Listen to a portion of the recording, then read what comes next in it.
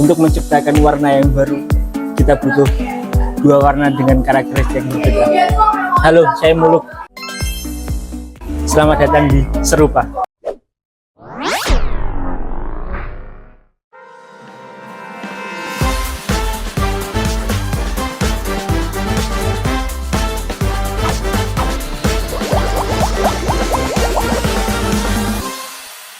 Oke, kembali lagi di podcast Serupa. Ini adalah Prokja dari Departemen Minat Bakat dan Sosial, yang nantinya narasumber yang datang adalah orang-orang yang berlatar belakang yang memiliki ketersinggungan dengan seni rupa.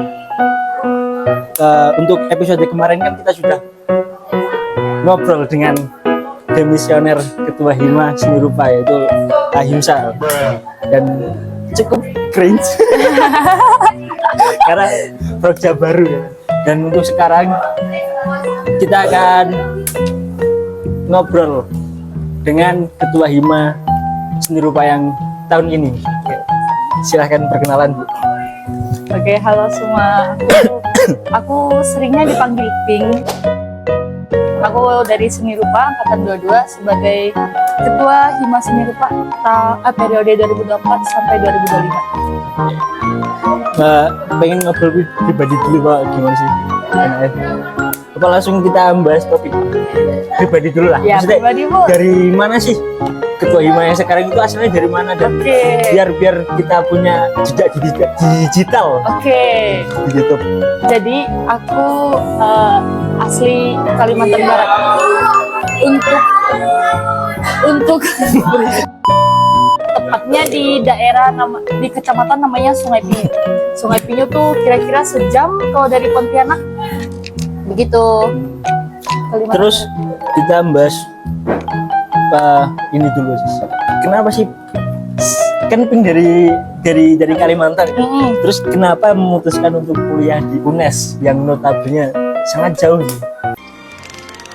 Kamu nanya, ente kadang-kadang ente. Sebenarnya nggak ada alasan motivasional, nggak ada alasan yang keren. Cuman sesimpel aku pengen tinggal di kota yang biaya hidupnya rendah. Kan maksudnya kan ngerantau, kuliah kan ngerantau, udah biaya kos, biaya kuliah. Jadi aku maunya biaya makan dan kehidupan sehari-harinya juga murah gitu.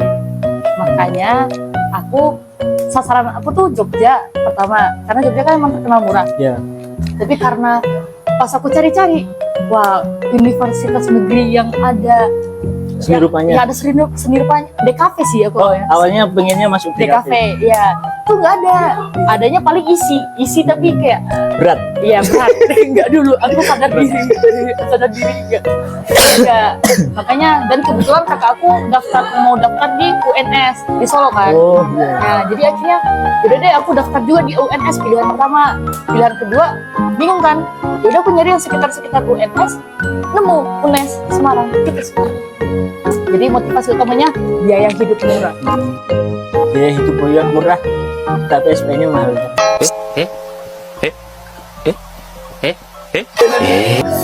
Berarti latar belakang dari Pink sendiri berarti dulunya adalah emang tertarik dengan seni rupa, atau SMA-nya dulu di kafe atau gimana? Soalnya kan menurutku jarang sih ya orang yang pengen masuk seni rupa, karena prospeknya itu kan nggak kelihatan nyata gitu. Harus benar-benar kayak mendalami. Dan itu pun sebenarnya kalau kelihatan pun orang tua pasti susah menyetujui. Iya. Kalau aku sih gini, jadi suka gambar ya masuk dari seni lah ya kan. Cuman yang suka gambar ya udah, tapi gambarnya anime doang. Terus aku aslinya dulu tuh pengennya masuk psikologi. Itu SMP kelas 8 aku kepikiran pengen psikologi. Tapi pas covid datang itu aku kelas 11 berarti. Kelas 11. Nah itu kan online tuh. Kita isolasi diri, nggak ketemu orang, nggak berinteraksi. Jadi itu motivasi hilang semua. apa sekolah juga kacau gitu kan, aku nggak ngerti apa materi yang disampaikan. Iya, karena nggak pernah tatap muka ya. Iya, dan nggak efektif gitu loh pembelajarannya. Jadi aku bilang motivasi buat ini aku kuliah gimana dong, kan udah tinggal setahun lagi ya, jadi udah harus dipikirin dari kelas 11 ini. Bu, Tapi ada jadi ibu-ibu aku guys. nanya ke teman aku kayak, menurut kalian aku masuk jurusan apa ya? Aku cocoknya di jurusan apa? Aku nanya-nanya. Terus nanya tuh. Aku nanya terus habis itu kebetulan ada satu teman aku yang emang udah bareng aku dari SD. Nah, dan ini dia masih teman sama aku dari sampai SMA. Terus dia nanya, dia jawab katanya, kan kamu bisa gambar. Ya udah di kafe aja, kayak gitu. Terus aku bingung kan, di kafe itu apa? Berarti SMA itu belum tahu deh Kak. Pernah dengar tapi kayak kurang ngerti gitu loh, apa sih ini? Jadi aku di sana tuh, mulai dari sana aku lebih cari-cari lebih dalam tentang di kafe. Terus dari sana mungkin udah kayak boleh sih gitu, boleh sih di kafe. Soalnya aku udah hilang minat ke psikolog gara-gara COVID. Jadi kayak boleh sih di kafe. Jadi itu masih maju mundur. Tapi apa ya? Puncaknya tuh pas aku kayak fix, oke, aku mau di kafe. Itu waktu itu aku kan pernah jualan, tau gak sih kayak jualan yang Spotify, ya Spotify, YouTube gitu, jualan itu kan. Terus aku bikin posternya, dan terus aku enjoy banget gitu loh nge-edit posternya. Berarti dulu udah pernah, sebenarnya udah mendalami DKV, cuman belum tahu DKV itu apa. Iya gitu. Jadi aku bisa desain poster gitu. Cuma aku nggak tahu kalau itu tuh ranah DKV.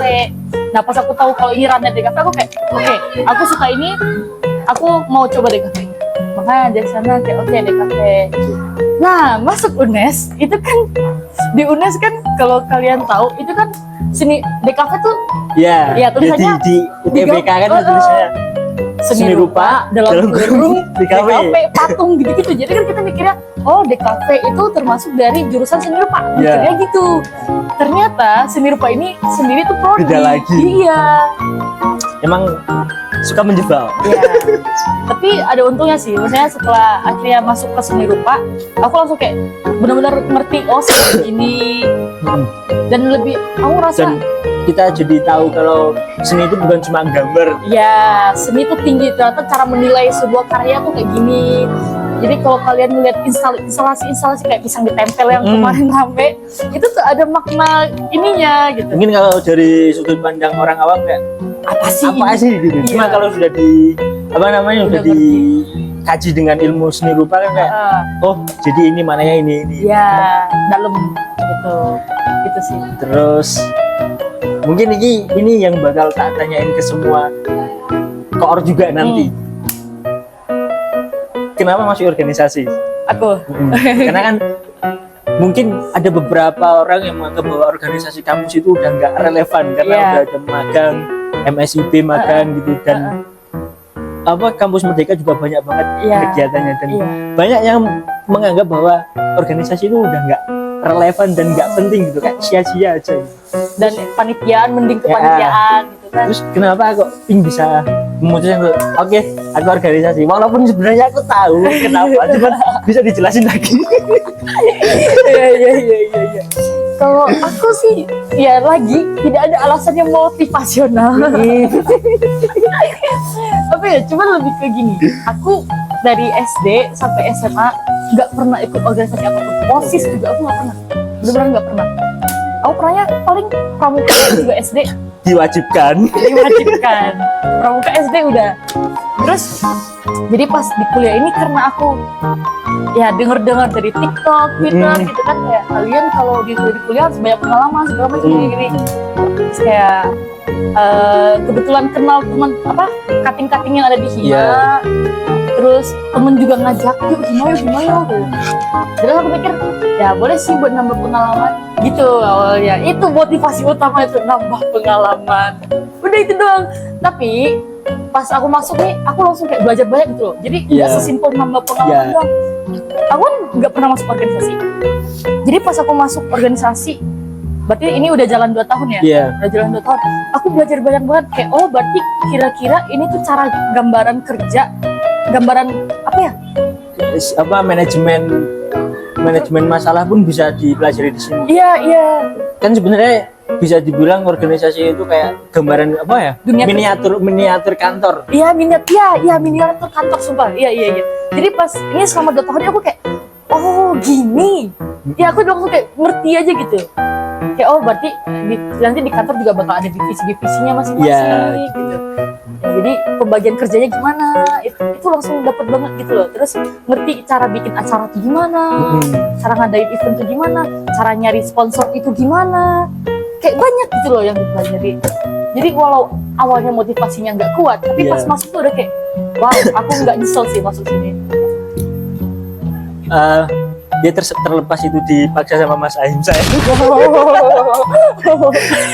Tapi emang apa ya menurut Pink sendiri organisasi itu berarti nggak ketinggalan zaman lah, masih bisa relevan walaupun mungkin ada beberapa yang mungkin udah pernah ikut OSIS, ketua OSIS dan lain-lain mungkin masih bisa menganggap organisasi itu nggak relevan karena dia udah punya pengalaman. Ya mungkin Ya. Cuman kalau dari aku pun juga ngerasa gitu karena aku juga sama belum pernah ikut organisasi, ikut di sini juga cukup have fun gitu, banyak pengalaman yang bisa dapat. Bahkan ini pun ngomong di depan kamera gara-gara organisasi ini. Sumpah, organisasi merubah hidup Anda guys. kalau mungkin kalau nggak Mas Ima mungkin nggak berani ngomong di depan kamera karena nggak ada apa ya trigger yang bisa kayak pengen ngelakuin apa sih Dima kayak pengen setidaknya kalau nanti demis kita punya apa ya punya Sesuatu cerita punya insight baru gitu di Hima gitu. ada sesuatu yang kamu keluarin gitu di Kayak apa ya kayak si ide di Hima itu kayak menyenangkan gitu. ya Berarti menurut Pink masih relevan ya? masih. Dan mungkin orang yang ikut OSIS pas masuk kuliah juga mungkin masih relevan organisasinya Iya. karena tingkatannya juga udah lebih gede kan. Dan kalau OSIS kayaknya masih disetir sama guru. Iya kalau OSIS kan, kalau Kalau- di Hima kan kita malah Los los bener-bener gak ada yang sendiri gitu. walaupun cuma ya itu. Gitu. Jangan terlalu dalam. Terus apa ya ngobrol apa ya kayak begitu? Hima udah organisasi apa? Alasan organisasi udah. Terus mungkin harapan untuk Hima yang sekarang lah karena kan kita masuk di Hima itu waktu tahun kemarin kan memang bisa dibilang dan bahkan sudah diakui sama Mas Aimsa kalau Hima 2022 kemarin itu kan kayak baru 23 kemarin kayak bangun lagi gitu, bangun dari nol lagi. Karena habis COVID kemarin itu ya. Mungkin dari Pink sendiri harapan buat Hima tahun ini lah. Harapan dari aku untuk Hima ya tentunya semoga Hima nanti ke depannya walaupun udah bukan periode kita Ya, tahun depan mungkin ya tahun depan bakal ngeluarin apa ya pokja-pokja yang lebih mantap lagi. Hima juga bisa semakin mempererat hubungan antara sesama anggota Himanya juga maupun seni Mahasiswa. rupa ya mahasiswa jurusan seni rupanya sendiri gitu. Jadi bener-bener manfaat apa ya julukan Hima sebagai wadah mahasiswa tuh terpakai. Ya. Itu sih soalnya kan nah itu kayak yang muluk tadi bilang kan orang-orang udah mulai nganggep ngapain sih organisasi terutama anak seni rupa yang sangat bodoh amatan. Jadi agak sulit buat nyari anggota-anggota Hima tuh tapi untungnya tahun ini Tahun ini wah, aku sangat bersyukur banget iya keren sih. keren banget yang daftar Banyak kemarin kan sampai 49 apa daftar tuh Ya banyak hampir 50-an. iya yang Dan- daftar pokoknya 20. Dan itu nggak expect sebenarnya Iya. karena tahun waktu kita masuk itu diterima semua dan tahun ini kita nolak bro. kita nolak tahun ini Keren. jadi aku karena dari anak-anak 23 yang sangat antusias jadi aku melihat harapan besar lah berharap besar. Jadi setelah udah ganti periode Hima tetap bisa berjalan lebih lanjut Dan ya lebih maju lah ya, lebih baik. dan lebih baik Mungkin itu aja ya Ping buat sesi wawancara. wawancara. Terima kasih mungkin teman-teman yang menyempatkan 14 menitnya nonton video ini. 14 menit 14 menit. Sampai jumpa di serupa selanjutnya. bye bye